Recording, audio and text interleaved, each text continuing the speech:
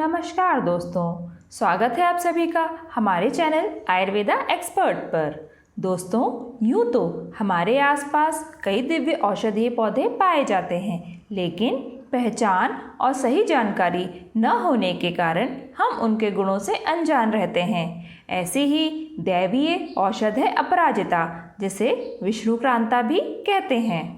जब इस वनस्पति का रोगों पर प्रयोग किया जाता है तो यह हमेशा सफल होती है और पराजित नहीं होती, इसलिए इसे अपराजिता कहा गया है।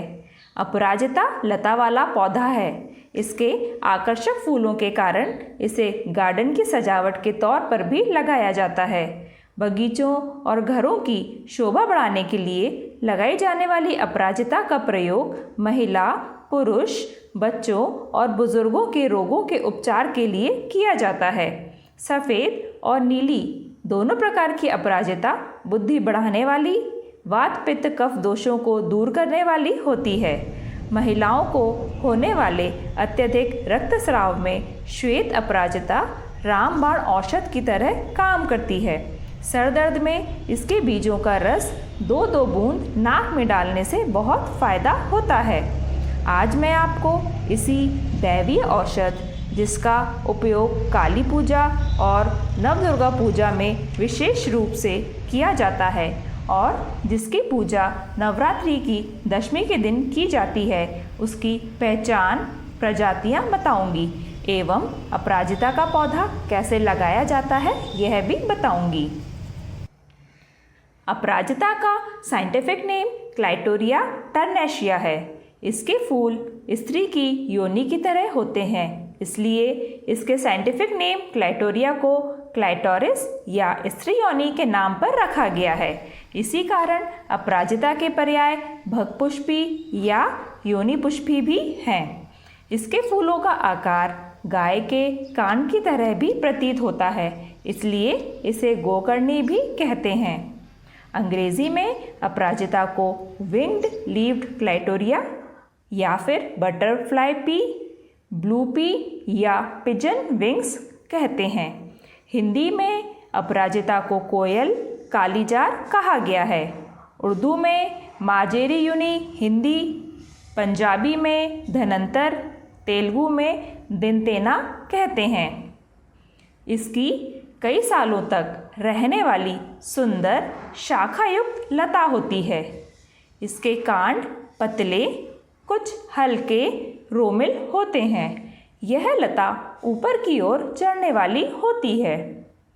इसके पत्ते अंडाकार होते हैं, जो बीच में चौड़े और दोनों किनारों पर सिकुड़े रहते हैं। इसके प्रत्येक प्रशाखा पर 5 से 7 पत्ते होते हैं। इसके फूल गाय के कान की तरह या स्त्री योनि की तरह होते हैं। अपराजिता फूल भेद से 2 प्रकार की होती है। पहली होती है सफ़ेद अपराजिता, इसे विष्णुक्रांता भी कहा गया है। इसके फूल सफ़ेद होते हैं। साथ ही साथ इसकी जब पत्तियां होती हैं, जब वो नई पत्तियां होती हैं तो 5 के समूह में होती हैं। बाद में या तो वह 5 या 7 के समूह में होती है। यही इसकी विशिष्ट पहचान होती है। दूसरी होती है नील अपराजिता। इसके फूल नीले होते हैं। इसे कृष्णकांता भी कहा गया है। यह हमेशा 7 पत्तों के समूह में होती है और नील अपराजिता सामान्यतः बहुतायत में पाई जाती है, जबकि सफ़ेद अपराजिता थोड़ी दुर्लभ होती है। नीले फूल वाली अपराजिता फिर से 2 प्रकार की होती है। पहली इकहरे फूल वाली। इकहरे फूल वाली नील अपराजिता बहुतायत में पाई जाती है और सामान्यतः हमें यही देखने को मिलती है। दूसरी होती है दोहरे फूल वाली। यह दुर्लभ होती है और हमें कम ही देखने को मिलती है। इसकी फली 5 से 10 सेंटीमीटर लंबी, 1 सेंटीमीटर चौड़ी, चपटी, नुकीली और थोड़ी मुड़ी हुई होती है। यह मटर के आकार की और तलवार के जैसी झुकी हुई होती है। एक फली में 6 से 10 चिकने बीज होते हैं। बीज चपटे, उड़द के दानों के समान कृष्ण वर्ण के होते हैं। यह इसकी खास पहचान होती है। गर्मी के कुछ समय के अलावा हर समय इसकी बेल फूलों से सुसज्जित रहती है। अपराजिता की जड़ शाखायुक्त होती है। इसकी मोटाई 1 से 5 मिलीमीटर होती है।